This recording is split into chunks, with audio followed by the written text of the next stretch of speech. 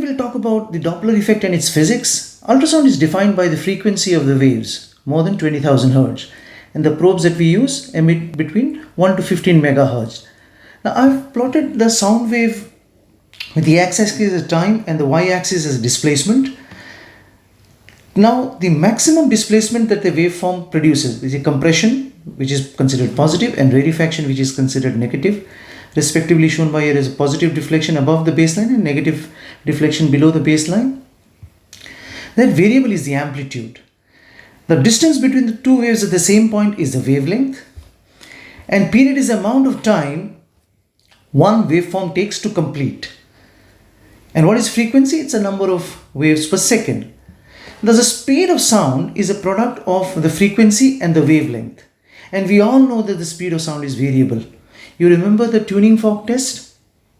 Bone conduction was faster than air conduction, and that is because the medium governs the speed of the sound.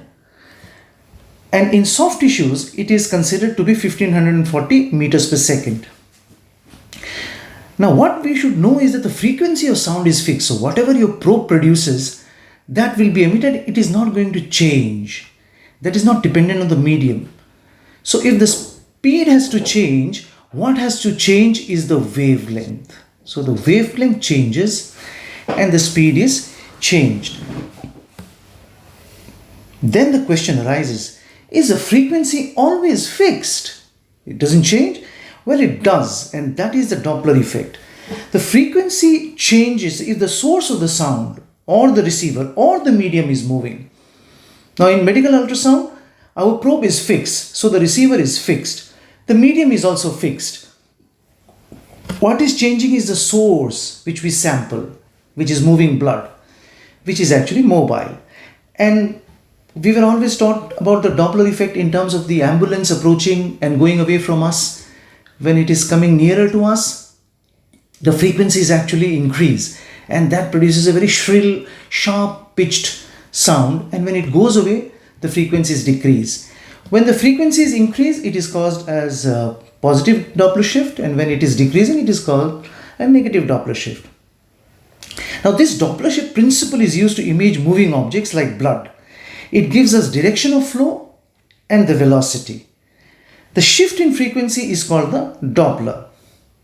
Now what's the formula? Well, just to look at the formula, remember that the variables are velocity of sound. Now we have made it fixed as for soft tissue, 1540 meters per second. Velocity of the observer. Observer here is a probe, which is also fixed. The velocity of the source, which is what we want to calculate. And we put these variables here and we know the velocity and direction. Now, to accurately calculate according to this equation, we have to be parallel to the waveform, but that is not practical. We will be always looking at the waveform from an angle. And the velocity calculated is modified by the angle. Now, if the image is at 90 degrees, which means that the incident beam is perpendicular to the direction of the moving tissue, no shift will be recorded, because the angle of correction depends on the cos theta, and that is 0 at 90 degrees. So the best way to record the velocity is to be at 0 degrees or parallel. But practically, if we are able to achieve anywhere less than 60 degrees, we will be able to have fairly good sample. Now the Doppler shift can be represented in two ways. One is the spectral Doppler, which is a graphical presentation, and the other, as the name suggests, the color Doppler. I'll just show you what the spectral waveform looks like. So on the x-axis we have time, and on the y-axis we have the velocity, which is basically calculated from the change in frequency.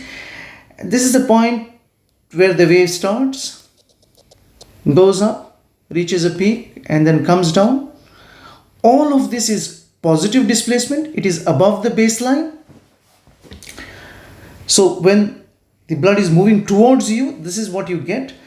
And when it is moving away from you, same, but in the opposite direction. There is a negative Doppler shift. And what can we have here? The peak velocity can be calculated. The acceleration time can be calculated. The deceleration pattern can be calculated. And we can also calculate the change of momentum over time with dp by dt. In some equations we use these as well. And now whenever we talk of spectral Doppler, there are two things which come. One is pulse Doppler and what is continuous Doppler. And what is it? So I have just shown a diagram of how a blood vessel looks like. So in a blood vessel you see the flow at the center is the fastest and also laminar. But as we go towards the walls, it becomes a little slow and less laminar. So we want to sample the blood in somewhere in this area so that we get the most representative velocities and we get less turbulence, a laminar pattern to our graph. And this vessel is located somewhere here at a particular depth from the skin,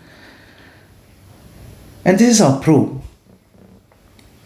This is the area where we want to sample.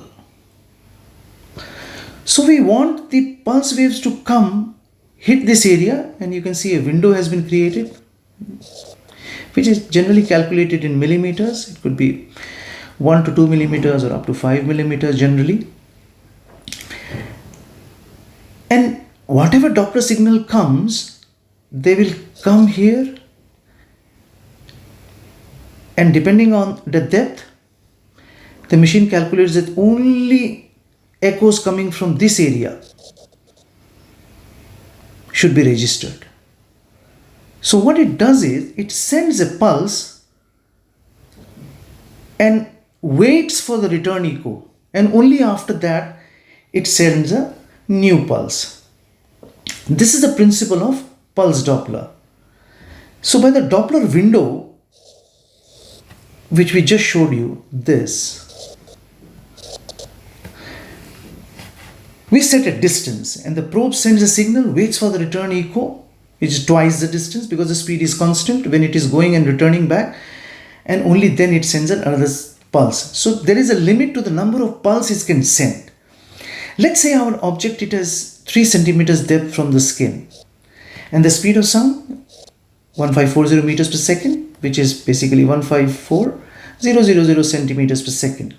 So the time for the signal to return is doubled here, and which is 0.0000389 seconds. So at least it will wait for that much amount of time before it sends another pulse.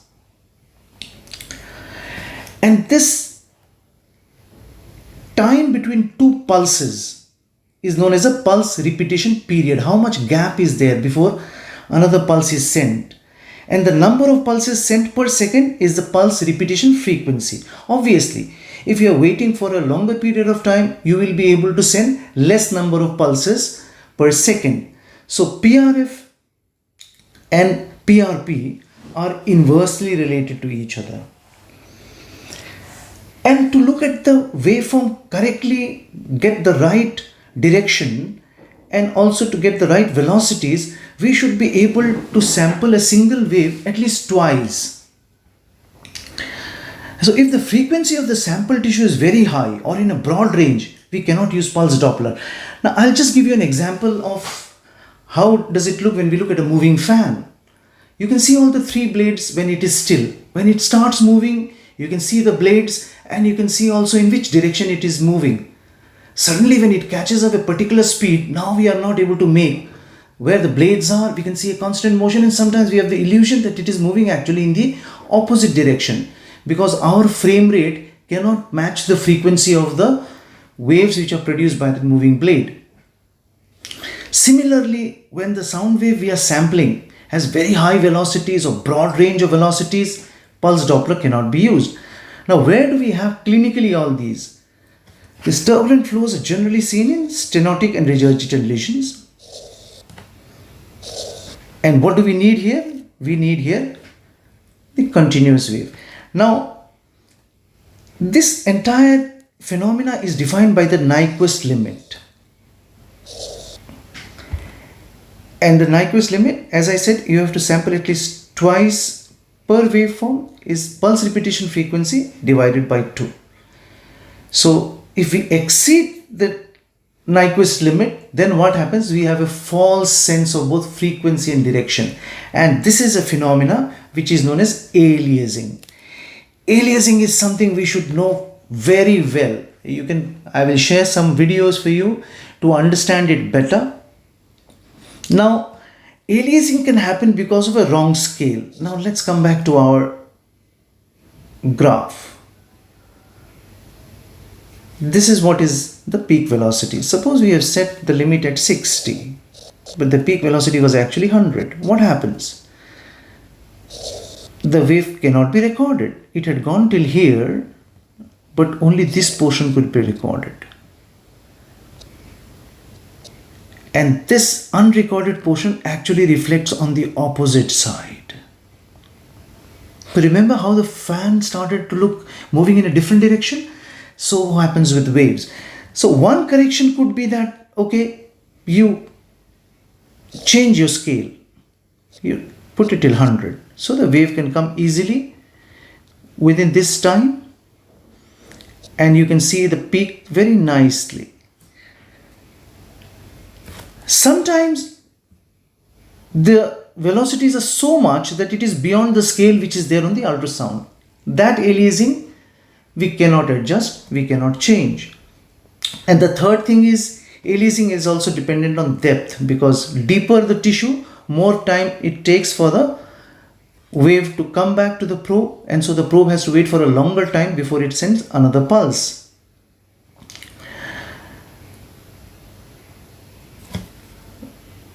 Increasing deep, this is not very relevant in medical ultrasound, because most of the areas we'll sample are arteries and the heart, which are at almost a fixed distance. Wrong scale, yes, correctable. And high frequencies, oh, we can't do much about that when we see it in stenotic lesions. The solution of that is a continuous Doppler.